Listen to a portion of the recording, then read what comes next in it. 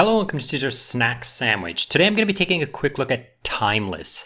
Now, Timeless is pretty cool. It's pretty complicated. There's a lot of good maths inside. If you really want to geek out on math, you can dig deep into the docs and kind of see the math in there. The docs is really good, but there's some key things I want to highlight before we go over to the flowchart, and that is Timeless is permissionless.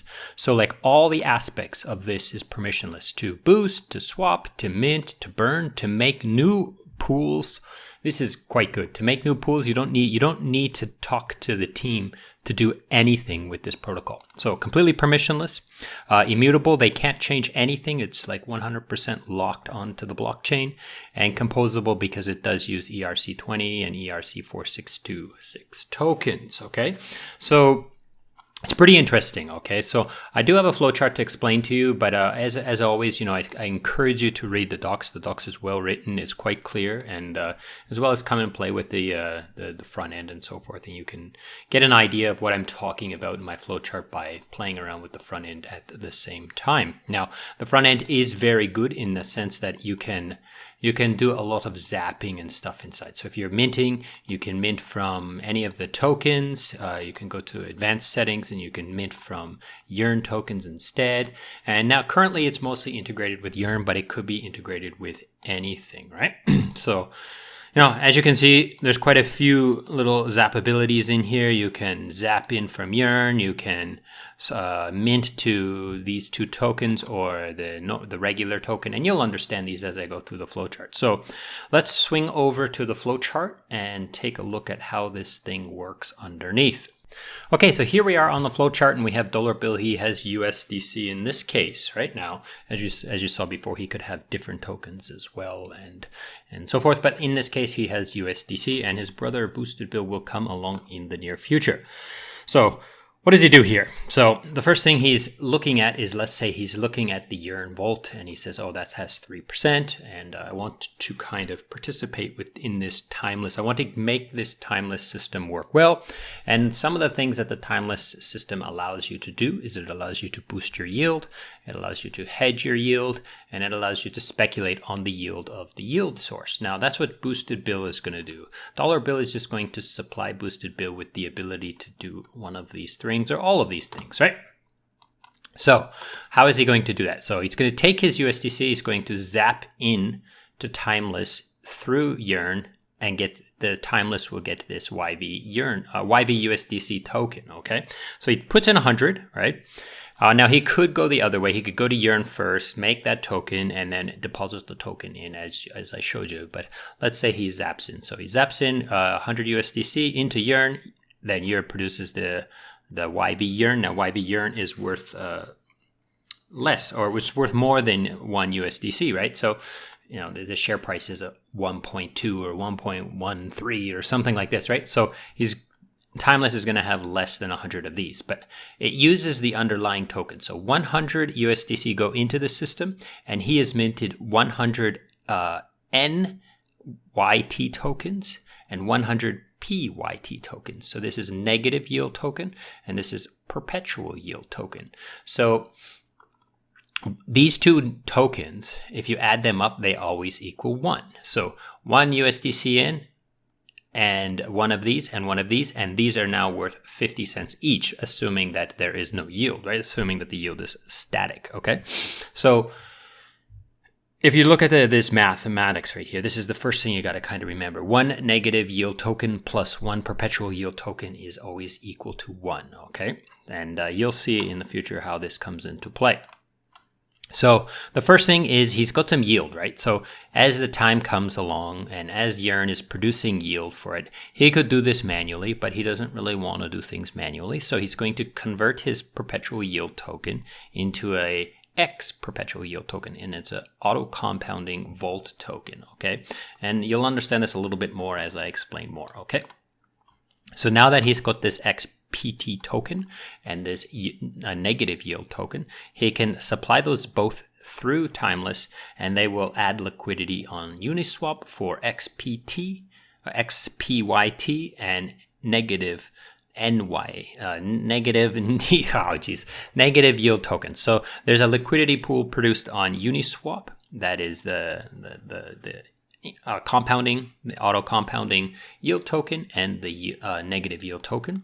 And again, it's a version 3 concentrated liquidity, because these tokens will never be worth more than 1. They will range between 0 and 1 in reference to each other. So they will start off at maybe 0.5 and 0.5, and as this one goes up, or as the negative one goes down, the positive one goes up. So they're inversely proportional up to 1, right? So the negative yield token will never be worth more than or less than 0, and the perpetual yield token will never be actually worth exactly 1. It just gets closer and closer and approaches 1. Now, why would he put this into here? Well, he can get trading fees from all the users who come and swap through this pool, and then he can also provide liquidity on Bunny, or so he could stake it on Bunny to earn this Bunny token type thing. But this is a project for another video, so you'll have to look into this yourself. I'm not going to explain all of that here. So moving on. So let's talk about this, okay? So this negative, this auto compounding, how does it get compounded? It gets auto compounded permissionlessly. So anyone who wants can press the auto compound and get a small MEV fee and, you know, get some profits from just compounding these, right? Now, what happens when they're compounded? So the yield, this USDC yield from these yield tokens is taken and it's used to mint more of these two tokens, the XPYT tokens and the negative yield token. So it mints more of them, and then it takes the negative yield tokens, sells them on the market for X negative yield tokens, and then gives those all to, in this case, dollar bill, or everybody who has these XPYT tokens, and he gets a small fee for doing this, right? So this is kind of how the fee goes. Now, like I said, this could be done manually. Let's say he has PYT tokens, and then he could manually get that yield, get that USDC, and use it to mint more tokens, and then use those tokens to sell and do all this manually. But Dollar Bill doesn't want to do that, and he wants to socialize that gas with all the other people. So that's why he produced that XPYT token. Okay. So now that there's a liquidity pool here, nice and juicy, you know, supplied with lots of liquidity for people to do these three things, let's bring in Boosted Bill. So Boosted Bill's first thing is he wants to boost his yield. Okay. So he's looking at Yearn. He's saying, oh, Yearn has 3%, right? Or whatever project he's looking at, right? So in this case, the Yearn has 3% on USDC. So it's like, oh, maybe I want more than that, right? So he can take a little bit of risk here, okay? So he, instead of depositing his tokens in Yearn, his USDC, he can use all of his USDC to swap for PYT tokens, okay? So the principal yield tokens, okay? And the principal yield tokens are always worth less than USDC because of the 50-50, right? As it approaches 1, but never actually gets worth 1, right? So the PYT is always worth less than USDC. So when he buys a whole bunch of them, let's say he puts $100, instead of putting $100 in here at 3%, he will put $100 in here and he will get more than 100 PYT tokens, right?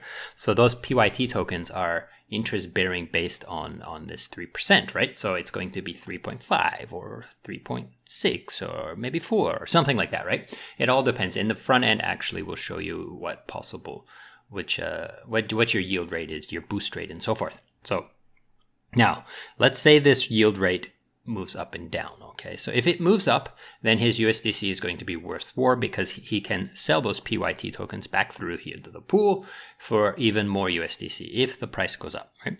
Now, if the price goes down, now he's going to lose some money. So that's where I'm saying he takes some risk. So price goes up, great, he gets more money. Price goes down, he kind of loses money. But it's not at 3%. He's getting more than 3% because of the explanation that I gave before, right?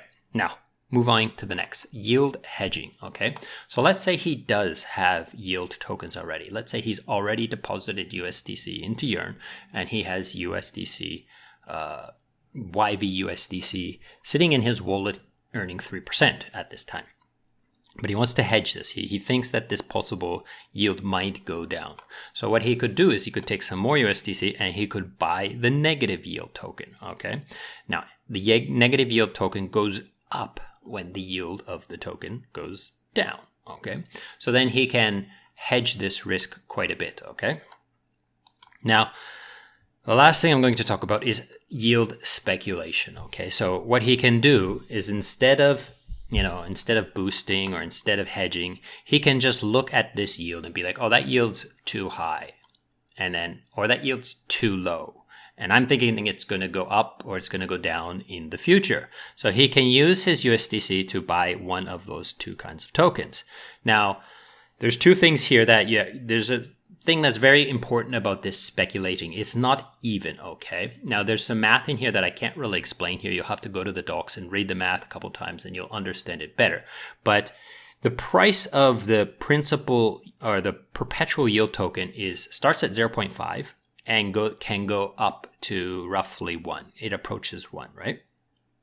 Now the negative yield token starts at 0.5 and can go down to 0. So this range allows for the return on investment of the negative yield token to be potentially much greater than that of the principal yield token. Okay. Now again, there's some math in there. Get in there dig deeper, but it's important for me to highlight. Okay. If you're speculating on the value of it going up, and it goes up, you will make more money.